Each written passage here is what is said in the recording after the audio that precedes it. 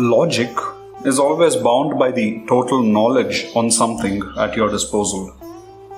If you have no knowledge about something, you will not be able to use any further logic on it, come to any conclusion about it, or to extrapolate any corollary information on it. I have the knowledge of solids, liquids, and gases, therefore I can use my logic to mentally extrapolate various behavioral aspects of these entities. However, what if there exists a fourth state of matter that I am totally unaware of, and yet it exists somewhere out there in creation in the universe? Can I logically conclude its existence knowing only 3 of the aforementioned states of matter? What if that fourth state has nothing to do with these 3?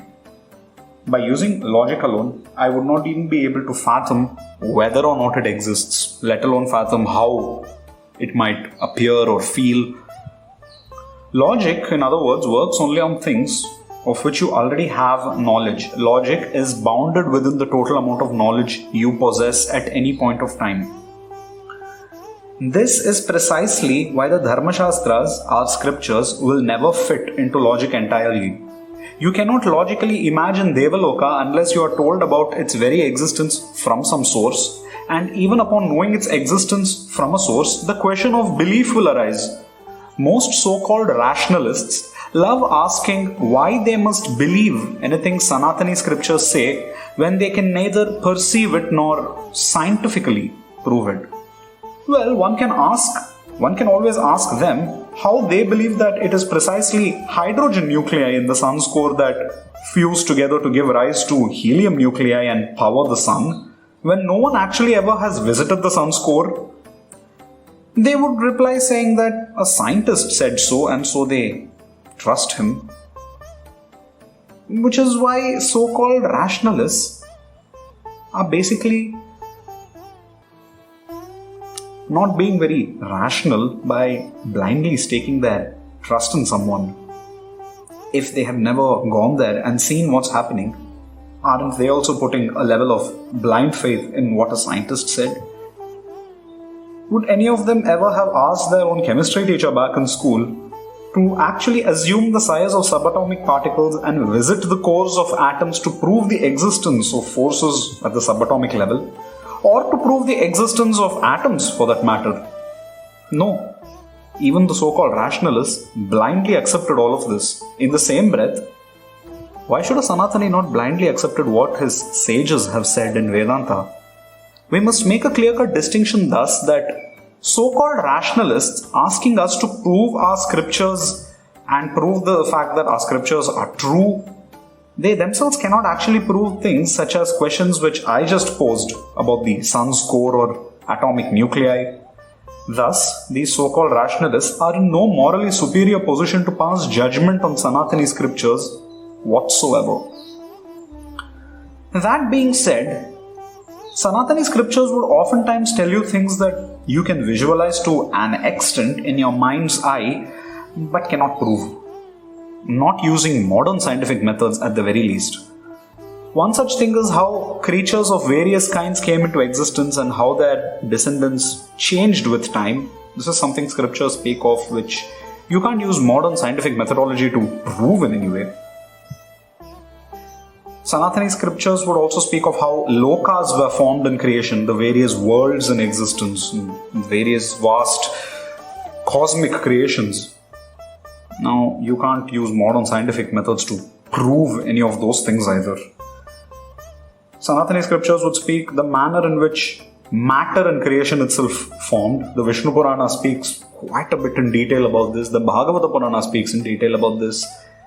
The Padma Purana speaks in detail about this. You can't again use modern scientific methods to prove any of those statements. A rather misguided thing that many Hindus themselves do is their fervent attempts to reconcile modern science with Shastras. We all have heard to no end about how the Dashavatara of Vishnu represent Darwinian evolution. The Hindu temple creates vibrations and acoustic effects which make it sacred. The Bhagavad Gita is a management textbook. These are rather juvenile claims that are embarrassing at best and humorous at worst, for the application of logic itself would dictate that modern science itself does not claim to have anything to do with the Dharma Shastras, just the way the Dharma Shastras don't claim to have anything to do with modern science. Thus, trying to force fit the two of them by reconciling the irreconcilable does both of them not only a grave disservice but also a grave insult. Claims such as the ones about Darwinian evolution being present in the Shastras or about how sound vibrations make a temple sacred are nowhere claimed by the Shastras themselves. No Agama Shastra would say such things, implying that these are made up human claims in a fervent attempt to, reconcile the irreconcilable. Now, from a psychological viewpoint, such claims are made usually by people who believe that for something to be valid, it should match up with modern science.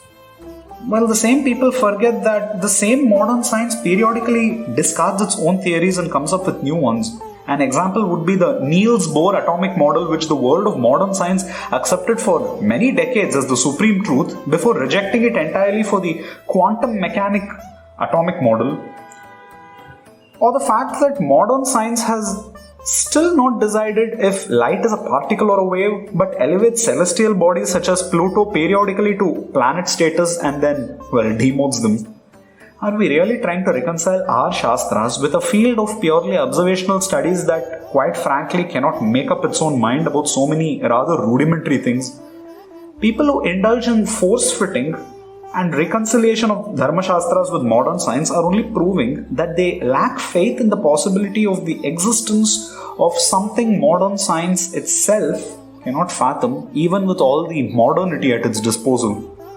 The Vedanta Shastras, on the other hand, never change their stance on things, be it something to do with nature and phenomena or something to do with moral questions such as what is right and what is wrong. They never change their stance on God. Something that modern scientists are torn between, with the likes of Albert Einstein claiming that God exists, while the likes of Paul Dirac rejected the existence of God. One would wonder that with all the modernity at its disposal, modern science as we know it today should at least be able to make its own scientists reach this conclusion to fullness, right? Well, that's not the case. It has not done them any help in this regard either. Dharma Shastras never changed their stance on how things and creations are created. They never also changed their stance on answering questions like why things exist and why things were created. We observe that the Shastras have two things modern science can and will never have: consistency and permanence. Would it be fair or even logically speaking correct to force fit the Shastras with science? It would indeed be a major disservice to both modern science as well as to the Dharma Shastras.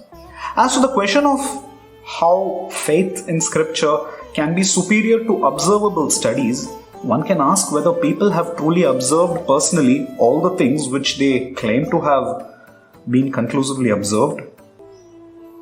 Rationalists may blindly trust scientists. That's up to them. Sanatanis will blindly trust their sages. It's as simple as that.